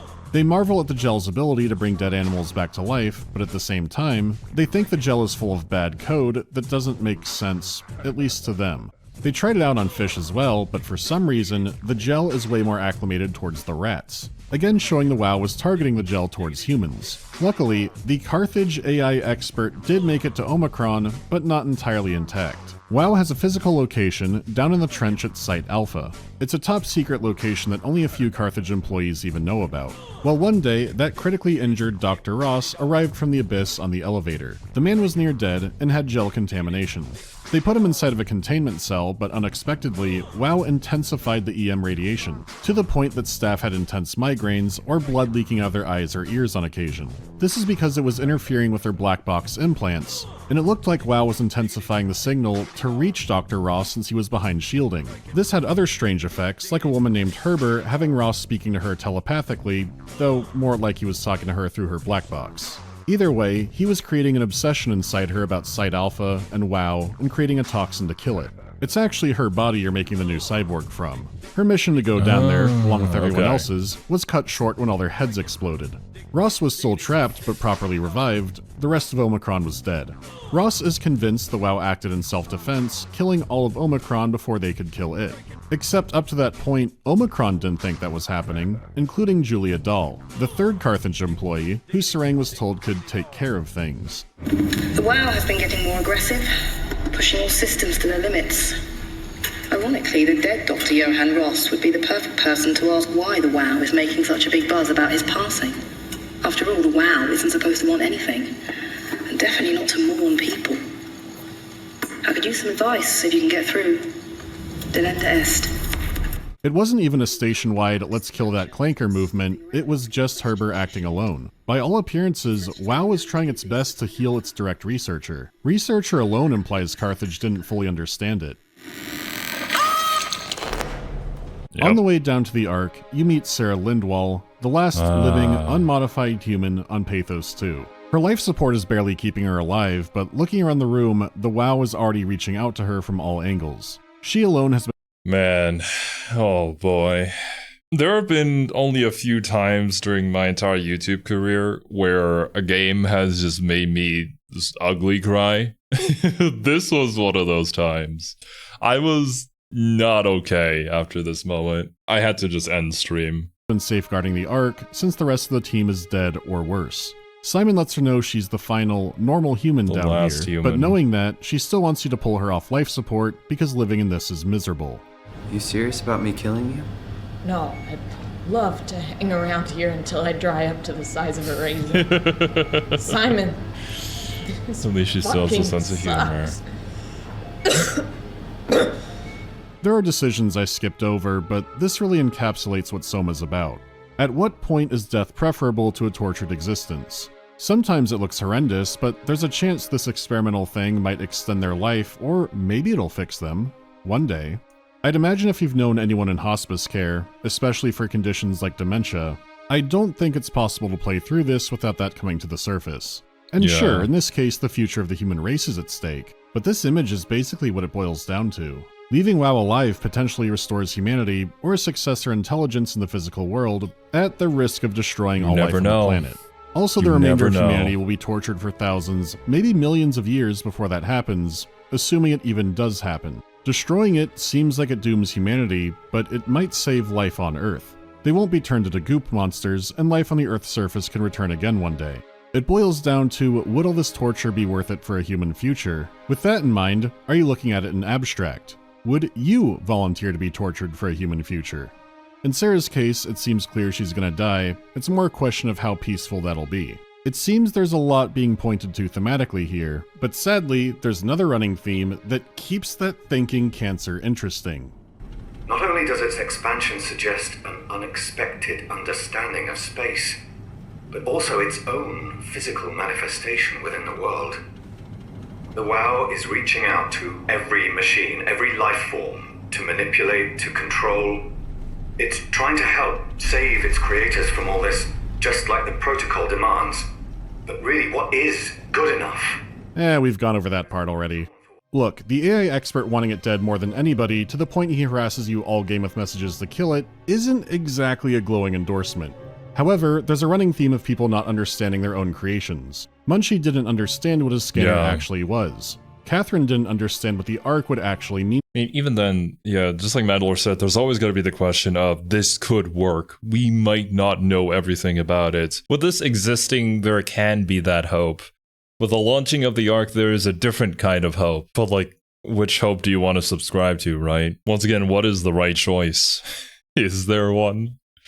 I don't know. And I am so glad that I am not the person who's in this situation in real life, essentially deciding the fate of the entire human race. To people. WoW doesn't seem to understand what it's doing, and Ross doesn't understand how WoW is doing this. Simon 2 didn't understand what Simon 3 was, and Simon 3 didn't understand what his next version would actually be like. Simon doesn't understand a lot. As an artificial intelligence, WoW appears to be more organic than computer, like its handlers would alter it by injecting things in. When Carthage ordered it to be a station-wide presence, everyone knew the comet was on the way. So why was doing this so important that anyone who disrupts it should be killed?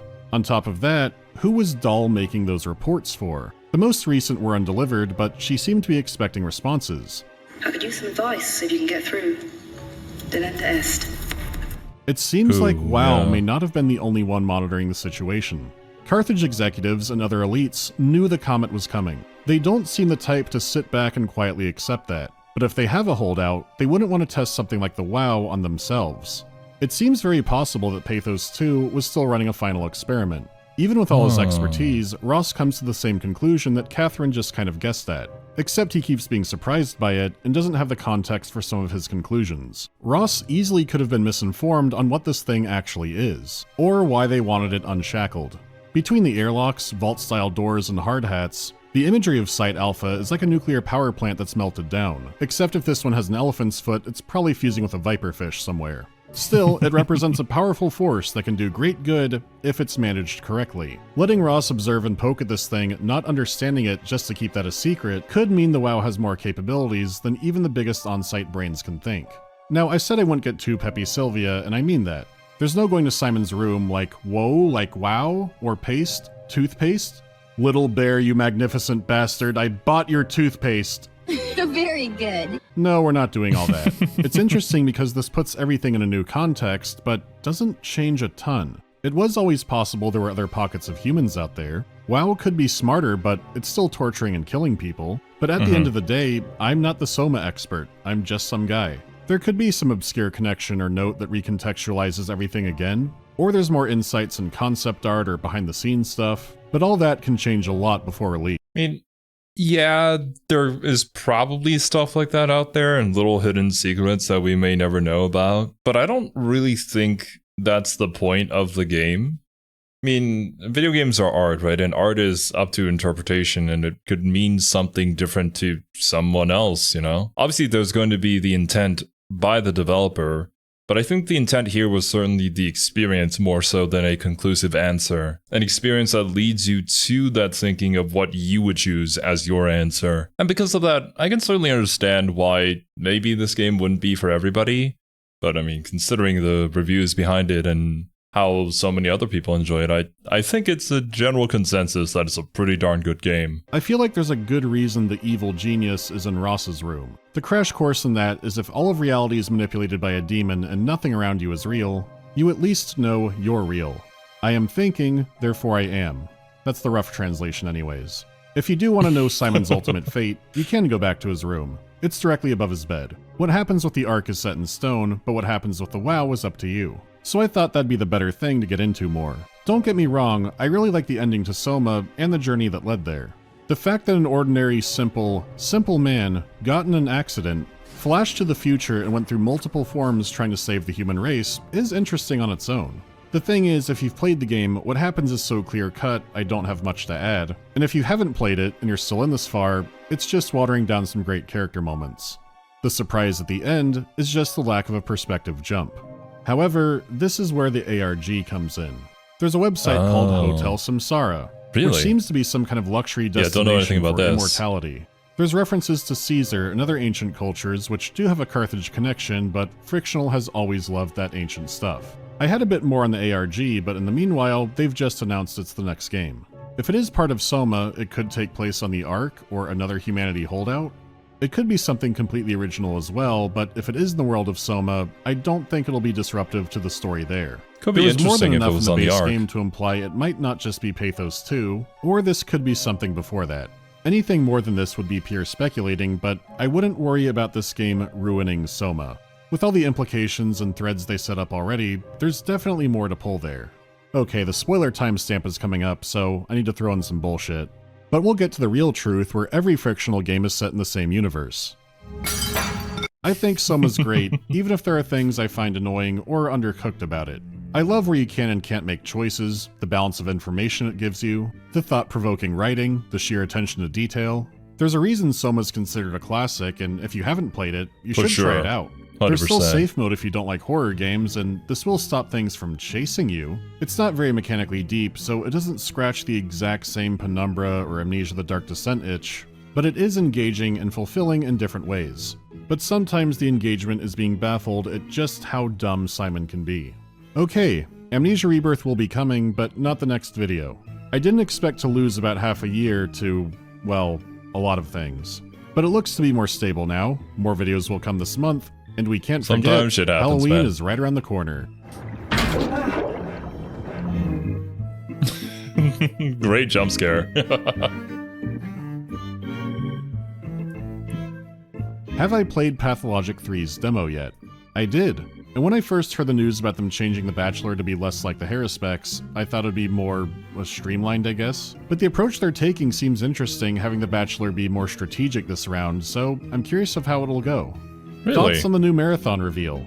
It hasn't been that long, has it? I guess we get to anticipate the second reveal now. I think that says how well the first one went. Any bands that I wish made music for games. I was kind of hoping Death Grips would be in Cyberpunk. At this point, I mainly wish we had a new Def Jam game. I can imagine how some movesets for characters like Kanye West or Travis Scott could go. Thoughts on supposed Half-Life leaks? I did go to Valve earlier in the year, and they're basically a wizard tower overlooking a volcano. My main takeaway from that is believe it when you see it with anything involving them. Any leak about anything should be taken with a grain of salt, so being there has only made them more mysterious to me. With that in mind, I wasn't there for anything Half-Life.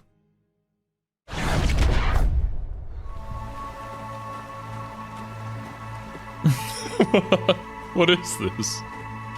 I can certainly understand a lot of the criticisms that Mandalore had about the game. In hindsight, just thinking about it, yeah, those are usually things that would trip me up about any horror game. And yet, for whatever reason, when I was playing Soma, that wasn't actually the case. Like I said earlier, it was probably because I didn't really discover it until like much further into the game that would be the case. Plus, maybe it's one of those things where it comes to you at a particular time within your life that means so much more than it would at any other point in your life or something like that. There's plenty of pieces of media where I know for a fact that I just enjoy it much more like after a certain number of years have passed in my life, as opposed to when I tried to get into it earlier. But regardless, I still think Soma is an experience that you should try out at least once, especially if you're a fan of horror games. It's definitely a classic that's you just gotta have under your belt. I didn't know that Frictional had already made like some sort of teaser towards their next game with this ARG and whatnot, but regardless of what it is, I hope that it turns out great. Frictional has had a very good track record so far, so I'm looking forward to whenever we get more news about that one. But yeah, dudes, that's gonna be it from me today. Thank you guys so much for watching. Hope you guys enjoyed, and I'll catch you in the next one.